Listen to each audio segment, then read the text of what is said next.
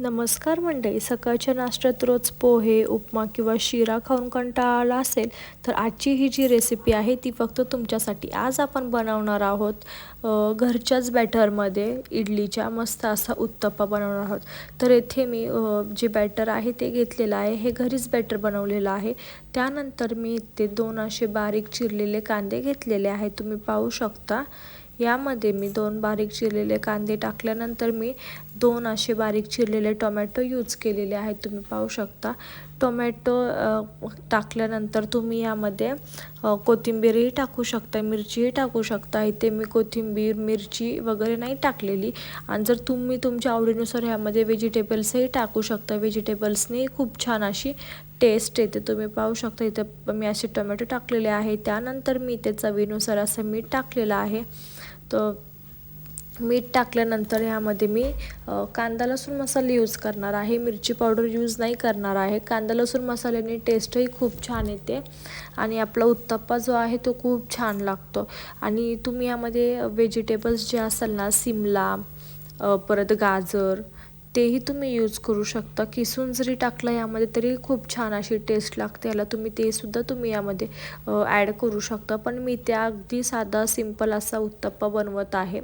त्यामुळं मी जी रेसिपी केलेली आहे ती तुम्हाला मी शेअर करत आहे. तर इथं मी कांदा, टोमॅटो, चवीनुसार मीठ आणि कांदा लसूण मसाला जो आहे ते सगळं आता मिक्स करून घेत आहे. तुम्ही व्हिडिओमध्ये पाहू शकता. अशा प्रकारे पूर्ण मिक्स करून घ्यायचा आहे, पूर्ण एकजीव करून घ्यायचा आहे, जेणेकरून पूर्ण मसाल्याचा जो फ्लेवर आहे तो पूर्ण आपल्या जो बॅटरला पूर्ण उतरला पाहिजे. आणि त्यासाठी हे पूर्ण सर्व असं मिक्स करून घ्यायचं आहे.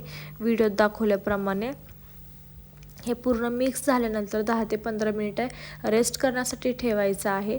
आणि जर तुम्हाला घरीच आणि असं एकदम आपण जसं दुकानातून इडलीचं बॅटर आणतो तसंच जर तुम्हाला इडलीचं बॅटर जर घरी बनवायचं असेल तर त्यासाठी तुम्हाला एखादी कुठली तरी एक वाटी घ्यायची आहे. ते वाटीचा एक अंदाजे पूर्ण 1 वाटी घेऊन त्यामध्ये असे 2 तुम्ही तांदूळ जे आहे 1 वाटीचे 2 वाटी असे तांदूळ घ्यायचं आहे. आणि तेच वाटीच्या मापाने 1 वाटी तुम्ही उडदाची डाळ घ्यायची आहे. आणि 1 चमचा मेथीदाणे घ्यायचे आहेत. आणि ते रात्रभर असं तुम्ही भिजवत ठेवून त्यानंतर ते तुम्ही त्यानंतर सकाळी तुम्ही ते जे आहे ते वाटून घ्यायचं आहे. त्यानंतर 4 ते 5 तास ते वाटून ठेवल्यानंतर ते एका चांगल्या डब्यात बांधून ठेवायचं आहे, जेणेकरून जे आपलं पीठ जे आहे ते चांगलं आंबट होतं आणि चांगलं फुगतं. त्यानंतर मी ते तुम्ही पाहू शकता तव्यावरती जे उत्तप्पाचं जे बॅटर आहे ते चांगलं आता असं मिक्स करून घेतलेलं आहे. ज्यांच्याकडे जर नॉनस्टिकचा तवा नसेल त्यांनी हे चपातीच्या तव्यावरती जर करायचं असेल तर तवा जो आहे तो चांगला गरम करून घ्यायचा आणि त्यावरती तेल टाकायचं, जेणेकरून आपला जो तवा आहे त्याला खाली जो आपला उत्तप्पा आहे तो लागणार नाही. किंवा तुम्ही डोसा जरी करणार असेल तरीसुद्धा तुम्ही ही ट्रिक यूज करू शकता की तव्यावरती डोस्याच्या तेल लावून ते चांगलं कडक गरम होऊन द्यायचा तवा आणि त्यानंतरच जे बॅटर आहे ते त्यावरती टाकून घ्यायचं आहे. तुम्ही पाहू शकता किती छान असा आपला उत्तप्पा तयार झालेला आहे. आणि ज्यावेळेस तुम्ही उत्तप्पा कराल त्यावेळेस तुम्ही 5 ते 10 मिनटं बारीक फ्लेमवरती जी प्लेट आहे ती त्यावरती ठेवायची आहे, जेणेकरून आपला उत्तप्पा जो आहे तो चांगला वाफेवरती भाजून निघेल. आणि त्यानंतर तुम्ही पाहू शकता किती छान असा उत्तप्पाची जी बॅक साईड आहे ती चांगली अशी गोल्डन ब्राऊन झालेली आहे. त्यानंतर मी परत साईडने असं तेल जे आहे ते टाकून घेतलेले आहे आणि परत एकदा प्लेट टाकून जो उत्तप्पा आहे तो चांगला भाजून घेत आहे. तुम्ही पाहू शकता व्हिडिओत दाखवल्याप्रमाणे अशा प्रकारे आपला तुम्ही पाहू शकता पहिलाच जो उत्तप्पा आहे तो तयार झालेला आहे. खूप छान असा क्रिस्पी आणि खूप छान असा लागतो. आणि टोमॅटो कांदा जो आहे तो सुद्धा शिजला जातो. तो त्यामधला जो कच्चेपणा आहे तो पूर्ण निघून जातो आणि टेस्टही खूप छान लागतो. तुम्ही एकदा ही रेसिपी नक्की ट्राय करा आणि कमेंट्समध्ये मला नक्की सांगा की तुम्हाला ही व्हिडिओ कशी वाटली. ते अगदी सोपी आहे, काहीच जास्त झंझट नाही आहे, काहीच नाही आहे. खूप छान अशी रेसिपी आहे. तुम्ही एकदा नक्की ट्राय करा.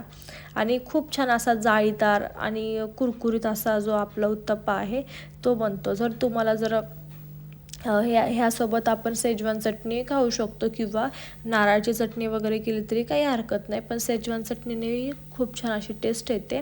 तुम्ही एकदा शेजवान चटणीसोबतही हे ट्राय करू शकता उत्तप्पा.